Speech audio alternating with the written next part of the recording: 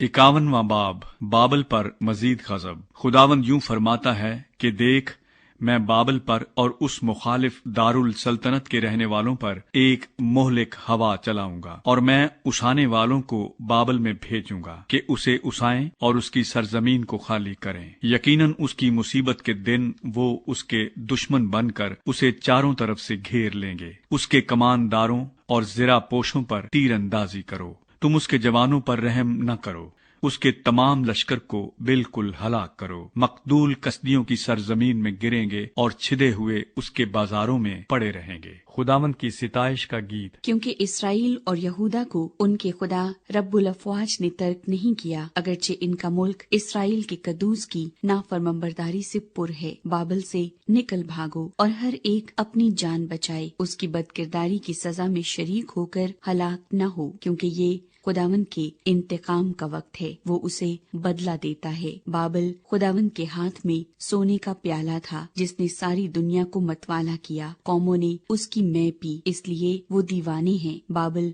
यकायक गिर गया और गारत हुआ, उस पर वावेला करो, उसके जख्म के लिए बलसान लो, शायद वो शिफा पाए। हम तो बाबल की शिफायाबी चाहते थे, पर वो शिफायाब न हुआ। तुम उसको छोड़ो, आओ हम सब अपने अपने वतन को चले जाएं, क्योंकि उसकी सजा आसमान तक पहुंची और अफलाक तक बुलंद हुई। खुदावंद ने हमारी रास्तबाजी को आश्कारा किया। आओ हम सयोन में खुदावंद अपने खुदा के काम का बयान करें। तीरों को सैकल करो, सिपरों को तैयार रखो। खुदावंद ने मादियों के बादशाहों की रूह को उभारा है, क्योंकि उसका इरादा बाबल को नेस्त करने का है, क्योंकि ये खुदावंद का यानी उसकी हैकल का इंतकाम है। बाबल की दीवारों के मुकाबिल झंडा खड़ा करो, पहरे की चौकियां मजबूत करो, पहरेदारों को बिठाओ, कमीनगाहें तैयार करो, क्योंकि खुदावंद ने अहले बाबल के हक में जो कुछ ठहराया और फरमाया था सो पूरा किया। ऐ नहरों पर सुकूनत करने वाली, जिसके खजाने फरावान हैं, तेरी तमामी का वक्त आ पहुंचा और तेरी गारतगरी का पैमाना पुर हो गया। रब्बुल अफ़वाज ने अपनी जात की कसम खाई है कि यकीनन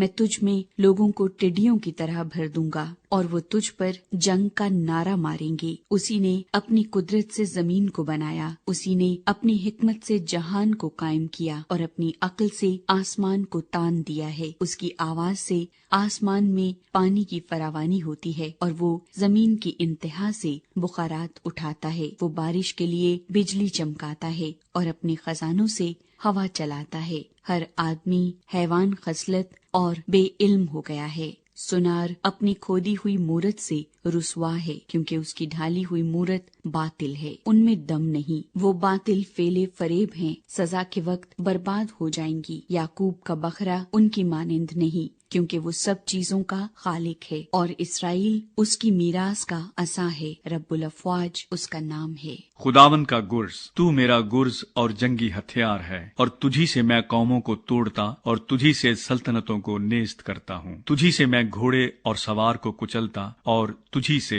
रथ और उसके सवार को चूर करता हूँ। तुझी से मर्दो जन और पीरो जवान को कुचलता और तुझी से नौखेज लड़कों और लड़कियों को पीस डालता हूँ। और तुझी से चरवाहे और उसके गल्ले को कुचलता और तुझी से किसान और उसके जोड़ी बैल को और तुझी से सरदारों और हाकिमों को चूर चूर कर देता हूँ। बाबल की सजा। और मैं बाबल को और कस्दिस्तान के सब बाशिंदों को उस तमाम नुकसान का जो उन्होंने सयोन को तुम्हारी आंखों के सामने पहुँचाया है इव्स देता हूँ। खुदावंद फरमाता है, देख खुदावंद फरमाता है, ऐ हलाक करने वाले पहाड़ जो तमाम रुए जमीन को हलाक करता है, मैं तेरा मुखालिफ हूँ और मैं अपना हाथ तुझ पर बढ़ाऊंगा और चट्टानों पर से तुझे लुढ़काऊंगा और तुझे जला हुआ पहाड़ बना दूंगा। ना तुझसे कोने का पत्थर और ना बुनियाद के लिए पत्थर लेंगे, बल्कि तू हमेशा तक वीरान रहेगा। खुदावंद फरमाता है, मुल्क में झंडा खड़ा करो, कौमों में नरसिंगा फूंको, उनको उसके खिलाफ मखसूस करो। अरारात और मिनी और अश्कनास की ममलकतों को उस पर चढ़ा लाओ, उसके खिलाफ सिपह सलार मुकर्रर करो और सवारों को मोहलक टिड्डियों की तरह चढ़ा लाओ। कौमों को, मादियों के बादशाहों को और सरदारों और हाकिमों और उनकी सल्तनत के तमाम ममालिक को मखसूस करो कि उस पर चढ़ाई करी और जमीन कांपती और दर्द में मुब्तला है। क्योंकि खुदावंद के इरादे बाबल की मुखालफत में कायम रहेंगे कि बाबल की सरजमीन को वीरान और गैर आबाद कर दे। बाबल के बहादुर लड़ाई से दस्तबरदार और कलों में बैठे हैं, उनका जोर घट गया, वो औरतों की मानिंद हो गए, उसके मस्कन जलाए गए, उसके अड़बंगे तोड़े गए। हरकारा हरकारे से मिलने को और कासिद कासिद से मिलने को दौड़ेगा कि बाबल के बादशाह को इत्तला दे कि उसका शहर हर तरफ से ले लिया गया और गुजरगाहें ले ली गईं और नेस्तान आग से जलाए गए और फौज हड़बड़ा गई, क्योंकि रब्बुल अफवाज इसराइल का खुदा यूं फरमाता है कि दुख्तरे बाबल खलियान की मानिंद है, जब उसे रौंदने का वक्त आए थोड़ी देर है कि उसकी कटाई का वक्त आ पहुंचेगा। शाह बाबल नबूकत रजर ने मुझे खा लिया, उसने मुझे शिकस्त दी है, उसने मुझे खाली बर्तन की मानिंद कर दिया, अजदहा की मानिंद वो मुझे निगल गया, उसने अपने पेट को मेरी नेमतों से भर लिया, उसने मुझे निकाल दिया। सयून के रहने वाले कहेंगे, जो सितम हम पर और हमारे लोगों पर हुआ बाबल पर हो, और यरूशलेम कहेगा, मेरा खून अहले कस्दिस्तान पर हो। खुदावन इसराइल की हमायत और मदद करेगा। इसलिए खुदावन यूं फरमाता है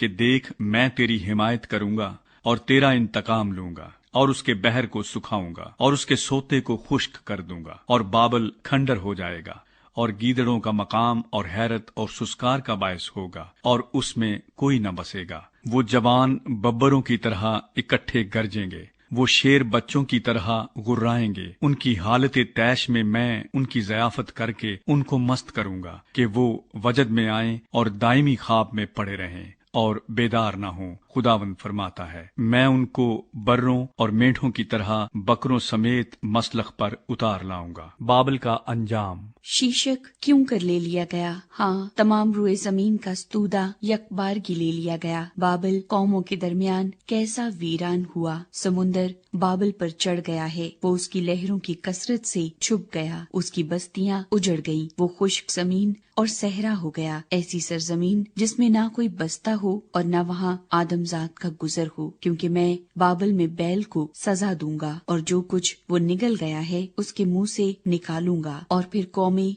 उसकी तरफ रवाना होंगी। हाँ, बाबल की फसील गिर जाएगी। ऐ मेरे लोगों, उसमें से निकल आओ और तुम में से हर एक खुदावन के कहरे शदीद से अपनी जान बचाए, न हो कि तुम्हारा दिल सुस्त हो और तुम उस अफवाह से डरो जो जमीन में सुनी जाएगी। एक अफवाह 1 साल आएगी और फिर दूसरी अफवाह दूसरे साल में, और मुल्क में जुल्म होगा और हाकिम से लड़ेगा। इसलिए देख, वो दिन आते हैं कि मैं बाबल की तराशी हुई मूर्तों से इंतकाम लूंगा और उसकी तमाम सरजमीन रुस्वा होगी और उसके सब मकतूल उसी में पड़े रहेंगे। तब आसमान और जमीन और सब कुछ जो उनमें है बाबल पर शादियाना बजाएंगे, क्योंकि गारतगर शुमाल से उस पर चढ़ आएंगे। खुदावंद फरमाता है, जिस तरह बाबल में बनी इसराइल कत्ल हुए, उसी तरह बाबल में तमाम मुल्क के लोग कत्ल होंगे। खुदावन का पैगाम बाबल में इसराइलियों के नाम। तुम जो तलवार से बच गए हो, खड़े ना हो, चले जाओ, दूर ही से खुदावन को याद करो और यरूशलेम का ख्याल तुम्हारे दिल में आए। हम परेशान हैं क्योंकि हमने मलामत सुनी, हम शर्म आलूदा हुए क्योंकि खुदावन के घर के मकदिसों में अजनबी घुस आए। इसलिए देख, वो दिन आते हैं, खुदावन फरमाता है, कि मैं उसकी तराशी हुई मूर्तों को सजा दूंगा और उसकी तमाम सल्तनत में घायल कराहेंगे। हर चंद बाबल आसमान पर चढ़ जाए और अपने जोर की इंतहा तक मुस्तहकम हो बैठे, तो भी गारतगर मेरी तरफ से उस पर चढ़ आएंगे। खुदावन फरमाता है। बाबल की मजीद बर्बादी। बाबल से रोने की और कस्तियों की सरजमीन से बड़ी हलाकत की आवाज आती है, क्योंकि खुदावंद बाबल को गारत करता है और उसके बड़े शोरगुल को नेस्त करेगा। उनकी लहरें समुंदर की तरह शोर मचाती हैं, उनके शोर की आवाज बुलंद है, इसलिए कि गारत कर उस पर, हाँ, बाबल पर चढ़ आया है और उसके जोर आवर लोग पकड़े जाएंगे, उनकी कमाने तोड़ी जाएंगी, क्योंकि खुदावंद इंतकाम लेने वाला खुदा है, वो जरूर बदला लेगा। और मैं उमरा और हुक्मा को और उसके सरदारों और हाकिमों को मस्त करूंगा और वो दायमी ख्वाब में पड़े रहेंगे और बेदार न होंगे। वो बादशाह फरमाता है जिसका नाम रब्बुल अफवाज है। रब्बुल अफवाज यूं फरमाता है कि बाबल की चौड़ी फसील बिल्कुल गिरा दी जाएगी और उसके बुलंद फाटक आग से जला दिए जाएंगे। यूं लोगों की मेहनत बेफायदा ठहरेगी और कौमों का काम आग के लिए होगा और वो मांदा होंगे। यर्मिया का पैगाम बाबल भेजा जाता है। ये वो बात है जो यर्मिया नबी ने सराया बिन नीरिया बिन महसिया से कही जब वो शाह यहूदा सिदकिया के साथ उसकी सल्तनत के चौथे बरस बाबल में गया, और ये सिराया ख्वाजा सराओं का सरदार था।